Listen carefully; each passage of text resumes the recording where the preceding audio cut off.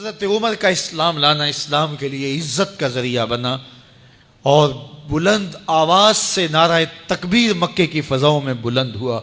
40 مسلمان جب ہو گئے تو پھر میرے رب نے کہا یا ایھا النبی حسبک اللہ، اے نبی تمہارے لیے اللہ کافی ہے، ومن اتبعک من المؤمنین، اور تمہارے لیے اہل ایمان کافی ہیں۔ حضور علیہ السلام کے حوالے سے ان کی حساسیت اور ان کا جوش و جذبہ اور ان کی غیرت ایمانی دیدنی تھی۔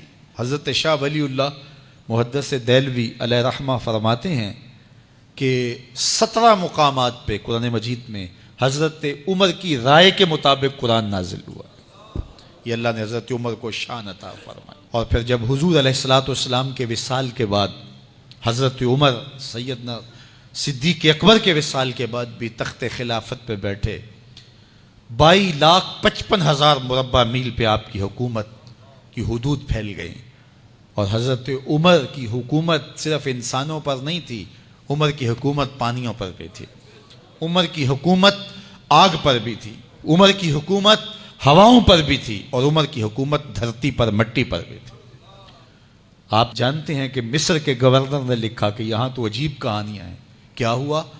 کہا کہ دریائے نیل اتنی دیر تک چلتا نہیں جب تک ایک نوجوان لڑکی کو زیورات سے آراستہ کر کے نیل میں ڈالا جاتا ہے، پھر نیل چلتا ہے، اور یہ برسا برس رسم جاری ہے۔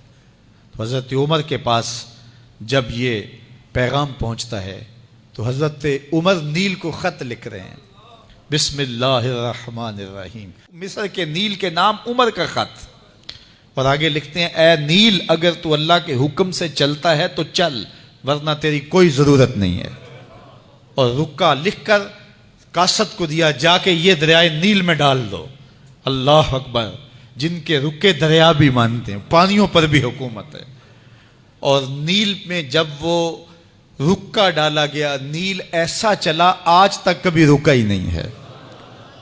پانیوں پر حکومت، ہواؤں پہ حکومت۔ مسجد نبوی کا ممبر ہے، عمر خطبہ دے رہے ہیں، عراق کے علاقہ نہاون میں جنگ ہو رہی ہے، مدینے سے 1 مہینے کی مسافت ہے، 1 مہینہ مسلسل چلیں تو نہاون آتا ہے۔ حضرت عمر خطبہ دیتے دیتے درمیان میں جملہ معترضہ کا، یا ساریہ الجبل، اے ساریہ پہاڑ نہ چھوڑنا۔ لوگ حیران ہیں کیا ماجرا ہوا کہ ہم سے مخاطبہ ہے، ساریہ نہاون میں ہے، اور کہا ساریہ پہاڑ نہ چھوڑنا۔ 1 مہینے کے بعد جب وہاں سے قاصد آیا، اس نے کہا اللہ نے فتح دے دی۔ کہا کیسے؟ کہا پہاڑ کو چھوڑ کر دشمن پر ٹوٹنے لگے تھے، آگے بڑھنے لگے تھے، ان پر حملہ آور ہونے لگے تھے۔ اچانک عمر کی آواز آتی، پہاڑ کو نہیں چھوڑنا، چونکہ اگر ہم پہاڑ کو چھوڑ دیتے دشمن پیچھے سے حملہ آور ہونے کے لیے تیار کھڑا تھا۔ تو کہا بس ہم پہاڑ کو اپنی پشت پہ پھیر رکھا، اور اللہ نے اسی دن ہمیں فتح عطا کر دی۔ ہوائیں بھی ان کا پیغام پہنچاتی ہیں، پانی بھی ان کا حکم مانتے ہیں۔ اس زمانے میں فائر بریگیڈ سسٹم نہیں تھا، لیکن ایک آگ بڑھتی آ رہی ہے شہر کی طرف، لوگوں نے حضرت عمر کو بتایا، امیر المومنین آگ پھیلتی آگے بڑھتی چلی آ رہی ہے اور شہر کو اپنے قابو میں لینے والی ہے۔ عمر اپنی چادر اتارتے ہیں اور حضرت تمیم داری کو دیتے ہیں، کہا یہ چادر لے جاؤ اور ایسے ایسے کرو، آگ پیچھے بھاگتی چلی جائے گی۔ تو چادر ہلاتے جاتے ہیں حضرت تمیم داری، اور آگ پیچھے بھاگتی چلی جاتی۔ مٹی بھی حکم مانتی ہے۔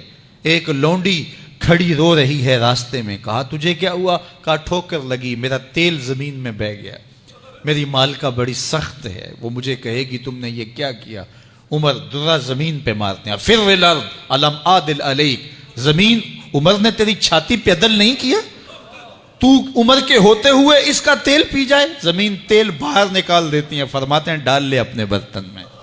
تو یہ عمر کے ان کا حکم مٹی بھی مانتی ہے، ان کا حکم ہوائیں بھی مانتی ہیں، دریا بھی مانتے ہیں، ان کا حکم پانی اور آگ بھی مانتی ہے۔ وہ عمر، میرے حضور فرماتے ہیں ان الشیطان یفر من ذل عمر، میرا عمر وہ ہے جس کے سائے کو دیکھ کے شیطان بھی بھاگ جاتا ہے۔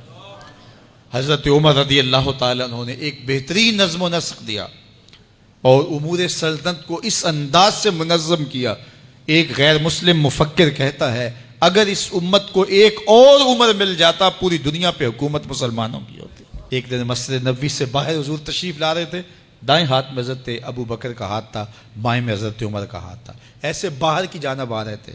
دروازے سے کوئی بندہ داخل ہوا تو اس کو دیکھ کے حضور نے فرمایا ہا کازا نبعث یوم القیامہ، قیامت کے دن جب قبروں سے اٹھائے جائیں گے ہم ایسے ہی اٹھیں گے۔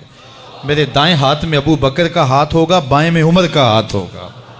اللہ اکبر۔ جے شک ہووی تے چل مدینے، جے شک ہووی تے چل مدینے، آ ویکھ لے جوڑ مزاراں دا، بن یار نبی دیاں یاراں۔